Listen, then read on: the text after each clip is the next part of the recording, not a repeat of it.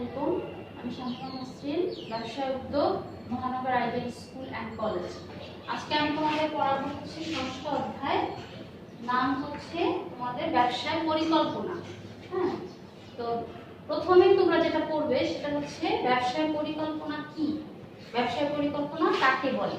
সেটা হচ্ছে যে কোনো ব্যবসা শুরু করা হয় তখন প্রথমেই কাজটি কখন কিভাবে সম্পন্ন করা হবে, সেই সকল কার্যক্রমের যে প্রতিচ্ছবি, এটা হচ্ছে ব্যবসায় পরিকল্পনা। অর্থাৎ কোনো ব্যবসা শুরু করার পূর্বে কখন কোন কাজটি কিভাবে করতে হবে, সব যাবতীয় রোড ম্যাপ, এটা হচ্ছে কার্যক্রমের যে প্রতিচ্ছবি, এটা হচ্ছে ব্যবসায় পরিকল্পনা। ব্যবসায় পরিকল্পনার গুরুত্ব পড়বে, এটা হচ্ছে ব্যবসায় পরিকল্পনার দিক নির্দেশনা। কোনো ব্যবসা শুরু করার সময় কোন কাজটি কখন এবং কিভাবে করতে হবে, এটা দিক নির্দেশনা দেওয়া থাকে ব্যবসায় পরিকল্পনায়। তারপরে হচ্ছে যে সিদ্ধান্ত গ্রহণ, কোনো ব্যবসা পরিকল্পনা কোথায় সম্প্রসারণ করা উচিত বা সম্প্রসারণ করা উচিত কিনা, এই বিষয়ে ব্যবসা পরিকল্পনা সহায়তা করে। তারপরে হচ্ছে ব্যবসা পরিকল্পনার যে সরকারি সুযোগ সুবিধার সদ্ব্যবহার। হ্যাঁ, সরকার অনেক সুযোগ সুবিধা দিয়ে থাকে, কিন্তু সেটা কার্যকরভাবে ব্যবহার করার জন্য ব্যবসা পরিকল্পনা সাহায্য করে থাকে। তারপরে হচ্ছে যে তোমার মূলধন সংগ্রহ এবং বিনিয়োগ। হ্যাঁ, যে কোথায় অনেক সময় দেখা যায় যে প্রতিষ্ঠাতার তহবিল অনেক সময় যে থাকে না, তখন দেখা যায় যে কোন উৎস থেকে মূলধন সংগ্রহ করা হবে, ব্যবসায় পরিকল্পনা সেটা নিয়ে আলোচনা করে থাকে। তারপর হচ্ছে বিনিয়োগ বিষয়েও ব্যবসা পরিকল্পনা সাহায্য করে থাকে। তো এগুলো হচ্ছে ব্যবসা পরিকল্পনার গুরুত্ব। তারপরে তোমরা পড়বা হচ্ছে ব্যবসা পরিকল্পনা প্রণয়নের প্রক্রিয়া। প্রথম পয়েন্ট হচ্ছে যে প্রকল্প চিহ্নিতকরণ, সেকেন্ড পয়েন্ট হচ্ছে ধারণা মূল্যায়ন, তারপরে হচ্ছে লাস্ট হচ্ছে ব্যবসা পরিকল্পনা প্রণয়নের প্রকল্প প্রতিবেদন। অর্থাৎ একটা ব্যবসা পরিকল্পনা তুমি যা যা করেছো সেটা একটা সুন্দর প্রতিবেদন প্রণয়ন করা। তো প্রথম পয়েন্ট হচ্ছে প্রকল্প চিহ্নিতকরণ। এটা হচ্ছে যে পণ্যের চাহিদা, পণ্যের চাহিদা আছে কিনা, যে পণ্যটা নিয়ে তুমি কাজ করতে চাও বা পরিকল্পনা করেছো যে এই ব্যবসাটা তুমি শুরু করবে, তো এটা তোমার পণ্যের গ্রহণযোগ্যতা, বাজার জরিপ বা গবেষণার মাধ্যমে প্রথমে তোমাকে পণ্যের গ্রহণযোগ্যতা যাচাই বাছাই করে নিতে হবে। তারপর হচ্ছে তুমি কি ধরনের প্রযুক্তি এখন বর্তমানে আছে এবং প্রতিযোগিতামূলক অবস্থা, সবকিছু নিয়ে গবেষণা বা চিন্তা ভাবনা করে তারপরে হচ্ছে পণ্যের চাহিদা বিবেচনা করে তারপরে তুমি প্রকল্পটা চিহ্নিতকরণ করবে।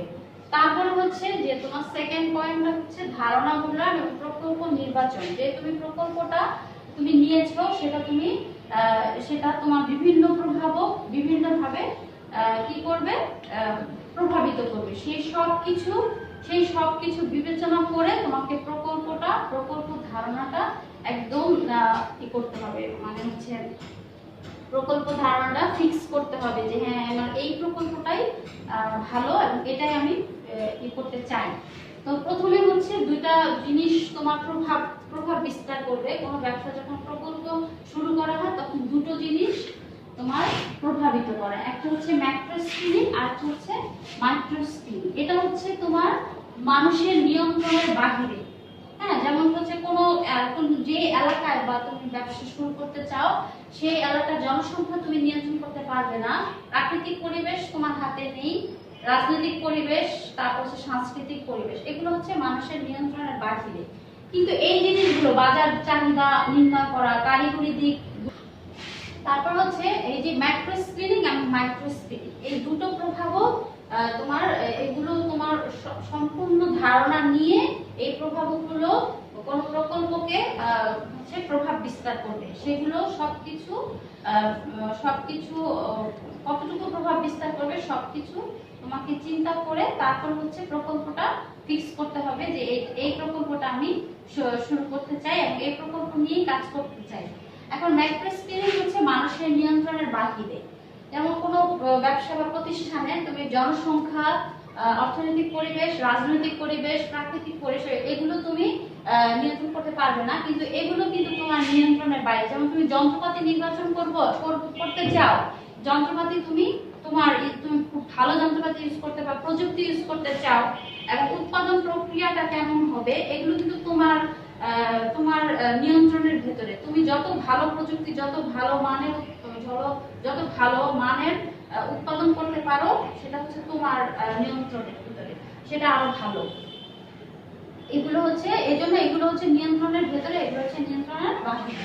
এখন জনসংখ্যা, একটা দেশের জনসংখ্যা, যে অঞ্চলে তুমি ব্যবসাটা করতে চাও সেই অঞ্চলের জনসংখ্যা কম অথবা বেশি, হ্যাঁ, অর্থাৎ এগুলো ব্যবসার প্রবৃদ্ধি, অগ্রগতিকে প্রভাবিত করবে। তারপরে হচ্ছে অর্থনৈতিক পরিবেশ, ভোক্তাদের আয়, সঞ্চয়, খরচ করার প্রবণতা, জীবনযাত্রার মান, এগুলো ব্যবসাকে প্রভাবিত করে। যেমন হচ্ছে যে তুমি একটা কোনো এলাকায় ফাস্টফুডের দোকান দিতে পারো, কিন্তু সেই দোকানটা দেখা গেল যে কিছুদিন পরে জনপ্রিয়তা লাভ করেনি, এরকম হতে পারে। হ্যাঁ, তো ফাস্টফুড কেনার মতো যদি সামর্থ্য না থাকে ক্রেতাদের, সেখানে এটা করা যাবে না। তোমাকে এমন কিছু সিলেক্ট করতে হবে যেটা নাকি ভোক্তাদের আয়ের ভিতরে, অর্থাৎ ভোক্তারা এই পণ্যটা কিনতে পারবে। সো কথা হচ্ছে যে ভোক্তাদের আয়, সঞ্চয়, খরচ করার প্রবণতা, জীবনযাত্রার মান, এগুলো হচ্ছে তোমার এগুলো তোমাকে বিবেচনা করতে হয় প্রকল্প ধারণার জন্য। প্রাকৃতিক পরিবেশ, হ্যাঁ, যেমন কোনো এলাকা, কোন ব্যবসা তুমি করতে চাও, সেই এলাকাটা তোমাকে চুজ করতে হবে যে তুমি কোথায় করতে চাও। যেমন হচ্ছে রাজশাহীতে আম খুব ভালো উৎপন্ন হয়, কিন্তু তুমি যদি এমন করো যে ওখানে করলা না, ঢাকায় এসে আম উৎপাদন করছো, তাহলে কিন্তু হবে না। হ্যাঁ, তোকে রাজশাহীতে আম উৎপাদন করতে হবে, কারণ ওখানে আমের যে তোমার ওখানকার প্রাকৃতিক পরিবেশ ডিপেন্ড ভালো, আম উৎপাদনের জন্য ভালো। ঠিক আছে, আর ঢাকা হচ্ছে বাণিজ্যিক এলাকা, এখানে হচ্ছে অন্য ধরনের কাজ করা হয়। যেমন ধরো তোমরা সাভারের কথা বলতে পারো, যে সাভারে অনেক হাঁস মুরগি লালন পালন করা হয়। হ্যাঁ, কারণ ওখানকার প্রাকৃতিক পরিবেশ হচ্ছে গরু, মহিষ, ছাগল এগুলো পালনের জন্য খুবই উপযুক্ত। হ্যাঁ, তো ওখানে যেটা করা যাবে, ঢাকায় এসে সেটা করা যাবে না। এর জন্য প্রাকৃতিক পরিবেশ এইভাবে প্রভাব বিস্তার করে। তারপর হচ্ছে রাজনৈতিক পরিবেশ, রাজনৈতিক স্থিতিশীলতা, রাজনৈতিক দলের দর্শন, রাজনীতিবিদ বা রাজনৈতিক যে পরিবেশ যত সুন্দর হবে, আমরা তত সুন্দর করে সবকিছু, ব্যবসা বলো যাই বলো, সবকিছু খুব সুন্দর করে সমাধান করতে পারবো। রাজনৈতিক পরিবেশ যদি খারাপ হয়, তাহলে কোনো কাজই করা সম্ভব না। ঠিক আছে, এটা তোমরা জানো। তারপর হচ্ছে সাংস্কৃতিক পরিবেশ। সাংস্কৃতিক পরিবেশটা হচ্ছে যে শিক্ষার হার বা কারিগরি শিক্ষার প্রসার, অথবা সাংস্কৃতিক বা ধর্মীয় অনুভূতি, এগুলো বিবেচনা করা। যেমন হচ্ছে আমাদের দেশে হচ্ছে যারা একটু শিক্ষিত তাদের হচ্ছে একরকম, যারা একটু কম শিক্ষিত ওরকম না, তাদের অনেক সময় আরেক রকম, অন্যরকম হয়ে থাকে। তো অনেক সময় কিন্তু এগুলো চিন্তা করতে হবে। তারপর হচ্ছে যে তোমার সাংস্কৃতিক এবং ধর্মীয় অনুভূতি, হ্যাঁ, এগুলো চিন্তা করে তারপরে হচ্ছে তোমার প্রকল্প ধারণা মূল্যায়ন করতে হবে যে কোন প্রকল্পটা তুমি করতে চাও। আরো কিছু প্রভাবক আছে, যেমন বাজার চাহিদা, পণ্যের চাহিদা, বাজারে প্রতিযোগীদের সংখ্যা, পণ্য বা সেবার সুযোগ সুবিধা। হ্যাঁ, এগুলো হচ্ছে পণ্য বা সেবার সুযোগ সুবিধা। তুমি যে পণ্যটা বাজারে যেটা তুমি উৎপাদন করতে চাও, হ্যাঁ, সেটা হচ্ছে পণ্যের চাহিদা কেমন, প্রতিযোগীদের সংখ্যা কেমন, এবং পণ্য বা সেবার সুযোগ সুবিধা কেমন, এগুলো তোমাকে বিবেচনা করে এইভাবে বাজার চাহিদা জরিপ করা হয়ে থাকে। তারপর হচ্ছে কারিগরি দিক, যেমন উৎপাদন প্রক্রিয়া, প্রযুক্তি নির্ধারণ, যন্ত্রপাতি নির্বাচন। উৎপাদন প্রক্রিয়া তোমাকে বিবেচনা করতে হবে, প্রযুক্তি, তুমি কোন ধরনের প্রযুক্তি ইউজ করতে চাও, যন্ত্রপাতি নির্বাচন, কোন ধরনের যন্ত্রপাতি এটা বেশি উপযোগী, এগুলো তোমাকেই এটা শুরু করতে হবে, সিলেক্ট করতে হবে। তারপর হচ্ছে বাণিজ্যিক দিক, উৎপাদন খরচের উপাদান, বিক্রয় মূল্য, আনুমানিক লাভ। বিক্রয় মূল্য খুব ইম্পর্টেন্ট। তুমি হচ্ছে যে এমন কোনো বিক্রয় মূল্য তুমি নির্ধারণ করতে পারবে না। যেমন আমরা হচ্ছে 40, সাপোজ ধরো 40 টাকার কোনো পণ্য তুমি যদি 100 টাকা বা 70 টাকা তুমি সেল করতে চাও, তাহলে তোমার আনুমানিক লাভ অনেক বেশি 30 করে। তোমাকে এমন কোনো মানে অপ্রত্যাশিত মানে হচ্ছে মূল্য নির্ধারণ করা যাবে না।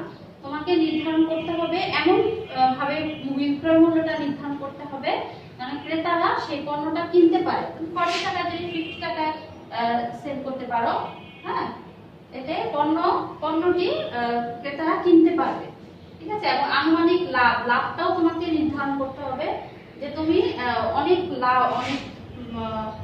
হচ্ছে অপ্রত্যাশিত লাভ যেটাকে বলা হয়, তুমি যদি এরকম করে করো তাহলে হবে না। অবশ্যই লাভটা এমন হতে হবে যে পণ্যটি ক্রেতারা কিনতে পারবে। তারপরে হচ্ছে আর্থিক দিক, প্রকল্পের ব্যয় নিরূপণ, অর্থায়নের উপায়, মূলধনের বিনিয়োগ থেকে প্রাপ্ত সম্ভাব্য লাভ। প্রকল্পের ব্যয় নিরূপণটা হচ্ছে যে তুমি যে প্রকল্পটা চালু করতে চাও সেটার ব্যয়টা অবশ্যই তোমাকে নির্ধারণ করে নিতে হবে যে এই ব্যয়টা কি কতটুকু হলে সবচেয়ে ভালো, সবচেয়ে বেশি অ্যাপ্রোপ্রিয়েট হয় বা ভালো হয়, সেটা তোমাকে করতে হবে। এবং মূলধনের বিনিয়োগ থেকে প্রাপ্ত সম্ভাব্য লাভ, মানে হচ্ছে মূলধন, তুমি যে মূলধনটা বিনিয়োগ করতেছো তা থেকে কতটুকু লাভ তুমি পেতে পারো, ঠিক আছে। এগুলো তোমাকে বিবেচনা করতে হবে। এগুলো তোমাকে বিবেচনা করে প্রকল্প ধারণা মূল্যায়ন করে প্রকল্পটা নির্বাচন করতে হবে। তারপর হচ্ছে জাতীয় অর্থনীতিতে অবদান, যেমন কর্মসংস্থানের সুযোগ, জাতীয় কোষাগারে কর প্রদানের পরিমাণ। কর্মসংস্থানের কতটুকু, যখন একটা ব্যবসা শুরু করা হয় তখন কতটুকু কর্মসংস্থান সুযোগ রয়েছে এবং এটা কতটুকু কর প্রদান করতে পারবে জাতীয় কোষাগারে, এগুলো চিন্তা ভাবনা, এগুলো হচ্ছে এগুলো প্রভাব বিস্তার করে। এগুলো বিবেচনা করে প্রকল্প ধারণা মূল্যায়ন করা হয় এবং নির্বাচন করা হয়। তারপরে তোমরা পড়বে হচ্ছে যে ব্যবসার পরিকল্পনা, ক্ষুদ্র ব্যবসার পরিকল্পনার যে দিক নির্দেশনা। একটা ব্যবসার পরিকল্পনা, ক্ষুদ্র ব্যবসার পরিকল্পনা কিভাবে মানে কিভাবে করা হয়। একটা ক্ষুদ্র ব্যবসার পরিকল্পনা তুমি যখন শুরু করবে তখন এটা খুব ছোট, যতটুকু ক্ষুদ্র ব্যবসা, সো এটা পরিকল্পনা যতটুকু সম্ভব সংক্ষিপ্ত আকারে হলে ভালো হয়। এবং এমন কোনো টেকনিক্যাল শব্দ ইউজ করা যাবে না যেটা বিশেষজ্ঞরা ছাড়া অন্যরা বুঝতে পারবে না। সহজ সাবলীল ভাষা ব্যবহার করতে হবে। তারপর হচ্ছে যদি তুমি ব্যবসা শুরু করার সময়, দিক নির্দেশনা করার সময় যদি কোনো প্রবলেম হয়, অনেক সময় প্রবলেম হতে পারে, তখন বিশেষজ্ঞের পরামর্শ নিতে পারো, হ্যাঁ। তারপরে হচ্ছে যতটুকু সম্ভব, তারপর হচ্ছে যে ব্যবসাটা যে এলাকায় তুমি শুরু করতে চাও সেই এলাকাটা তোমাকে মাথায় রাখতে, মানে হচ্ছে সেই এলাকার প্রতি তোমাকে দৃষ্টি নিবদ্ধ করতে হবে। এবং পণ্য দুই একটি পণ্যের ভিতরে মানে ইয়ে হলে ভালো হয়, দুই একটি পণ্য বিবেচনা করলে ভালো হয়। এবং হচ্ছে আরেকটা সেটা হচ্ছে তোমার উৎপাদনের পরিমাণ এবং বিক্রয়ের পরিমাণ সবকিছুই তোমাকে বিবেচনা করতে হবে। এবং হচ্ছে আরেকটা হচ্ছে যে ব্যবসা পরিকল্পনা কোনো অস্পষ্ট তথ্য ব্যবহার করা যাবে না। ক্ষুদ্র ব্যবসা পরিকল্পনার ক্ষেত্রে কোনো স্পষ্ট হতে হবে, সবগুলো তথ্য খুব নির্ভুল হতে হবে এবং স্পষ্ট হতে হবে, হ্যাঁ। এই হচ্ছে ক্ষুদ্র ব্যবসা পরিকল্পনার দিক নির্দেশনা। এবং ক্ষুদ্র ব্যবসা পরিকল্পনার কিছু বিষয়বস্তু হচ্ছে যে ক্ষুদ্র ব্যবসা পরিকল্পনা করা হয় তখন কি কি জিনিস থাকে। আচ্ছা, প্রাক্কলিত নগদ প্রবাহ বিবরণী হচ্ছে এই সংজ্ঞাটা পড়বা। প্রাক্কলিত নগদ প্রবাহ বিবরণী কাকে বলে এটা পড়বা। এটা দৈনিক, মাসিক, সাপ্তাহিক ভিত্তিতে করা হয়ে থাকে, সংরক্ষণ করা হয়ে থাকে। এখন প্রাক্কলিত নগদ প্রবাহ বিবরণীটা কি? যে পরিমাণ নগদ প্রবাহ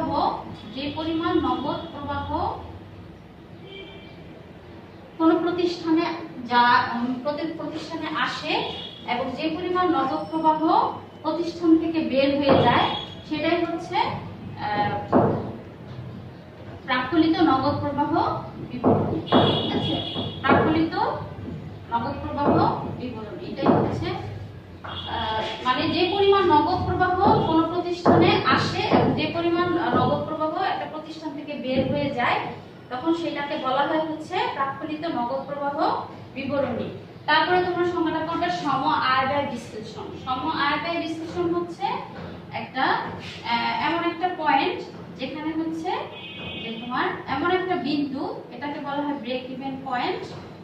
ঠিক আছে, বিইপি শর্ট সংক্ষেপে বলা হয়। এটা হচ্ছে তোমার যে এটা হচ্ছে ব্রেক ইভেন পয়েন্ট, এমন একটা বিন্দু যেই বিন্দুতে আয় ব্যয় সমান, যে বিন্দুতে হচ্ছে আয় ব্যয় সমান। ঠিক আছে, এই বিন্দুর বেশি যদি করা হয়, পণ্য সেল করা হয়, হ্যাঁ, তাহলে হচ্ছে এই বিন্দুটার উপরে যদি তুমি পণ্য ক্রয় করো তাহলে হচ্ছে তোমার প্রফিট মানে হচ্ছে মুনাফা হবে বেশি। তুমি যদি এই বিন্দুর নিচে বিক্রয় করো তাহলে তোমার ব্যয় হবে, তখন তোমার আয় হবে কম। ধরো তোমার এটা হচ্ছে 5000 ইউনিট তুমি সেল করেছো, পণ্য 5000 ইউনিট সেল করেছো, তাহলে আয় হলো এটা হচ্ছে যে তুমি 5000, এটা হচ্ছে ব্রেক ইভেন পয়েন্ট। এখন 5000 এর উপরে যদি তুমি পণ্য সেল করো তাহলে আয় হবে বেশি, কিন্তু 5000 এর নিচে তুমি যদি সেল করো তাহলে আয় হবে কম। এটা হচ্ছে সম আয় ব্যয় বিশ্লেষণ, মানে যে বিন্দুতে আয় এবং ব্যয় হচ্ছে সমান।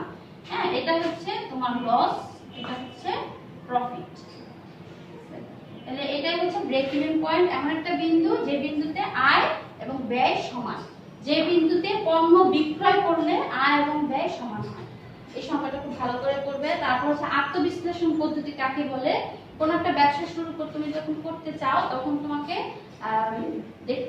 চিন্তা করতে হবে যে তুমি এই ব্যবসাটা শুরু করতে পারবে কিনা, তোমার সেই যোগ্যতা আছে কিনা, তোমার যে সক্ষমতা আছে কিনা। এটাই হচ্ছে আত্মবিশ্লেষণ পদ্ধতি। ঠিক আছে, তোমার সেই শারীরিক ফিটনেস আছে কিনা, তারপর হচ্ছে তুমি যাদের সাথে ব্যবসা শুরু করতে চাও তারা তোমাকে সম্মান করে কিনা, ঠিক আছে, এগুলো, এবং বিশ্বাসযোগ্য সম্পন্ন কিনা, তো তারপর হচ্ছে তোমার মূলধন আছে কিনা, এগুলো হচ্ছে বিবেচনা করাটাই হচ্ছে আত্মবিশ্লেষণ পদ্ধতি। এগুলো সবকিছু বিবেচনা করেই হচ্ছে কোনো ব্যবসায়ী ব্যবসা শুরু করে থাকেন। তারপরে হচ্ছে বহু নির্বাচনী প্রশ্ন পড়বে, কোনটি ব্যবসায়ীকে কাঙ্ক্ষিত লক্ষ্য অর্জনে সহায়তা করে? পরিকল্পনা। কিভাবে প্রকল্পের সূচনা হয়? পণ্যের চাহিদা থেকে। তারপর হচ্ছে উদ্দীপক, নিচের উদ্দীপকটি পড়ো, 3 এবং 4 নম্বর প্রশ্ন উত্তর দাও। এখানে হচ্ছে এই তোমাদেরকে বলেছিলাম যে শামিম হচ্ছে বিদেশে থাকে, বিদেশ থেকে এসে একটা ফাস্ট ফুডের দোকান দিয়েছে। ফাস্ট ফুডের দোকান সে যদি দেওয়ার পর সেটা হচ্ছে কি জনপ্রিয়তা লাভ করেনি। এটা কারণ প্রশ্ন করেছে যে তোমার প্রশ্ন হচ্ছে শামিম ব্যবসা শুরু করবে, কোন দিকটি বিবেচনা করেননি? তিনি একটা এলাকায় ফাস্ট ফুডের দোকান দিয়েছে কিন্তু সেটা জনপ্রিয়তা লাভ করেনি, কারণ হচ্ছে সেখানে এই পণ্যটার চাহিদা নেই, এজন্য ব্যবসাটা সফলতা লাভ করেনি। তো এই জিনিসটা বিবেচনা করা উচিত ছিল। তারপর হচ্ছে জনাব শামিমের ব্যবসায় প্রত্যাশিত সফলতা না আসার কারণ, এটা হচ্ছে ক নাম্বার অ্যান্সার হবে, কারণ ভোক্তার আয় কম এবং সঠিক পণ্য নির্বাচন না করা। ভোক্তার আয় কম, সেজন্য ফাস্ট ফুডের দোকান দেওয়াটা তার জন্য ঠিক হয়নি। সেও যদি অন্য একটু, যেহেতু ভোক্তাদের আয় কম সেহেতু একটু অন্য দোকান দেওয়া উচিত ছিল, যেটা নাকি পণ্য ক্রেতারা কিনতে পারবে। ঠিক আছে, সঠিক পণ্য নির্বাচন করা হয়নি এবং ভোক্তার আয় কম, এটাই হচ্ছে প্রবলেম, সমস্যা হয়েছে। এগুলো বিবেচনা করে ব্যবসা শুরু করতে হবে। আচ্ছা, তোমাদের একটা অঙ্ক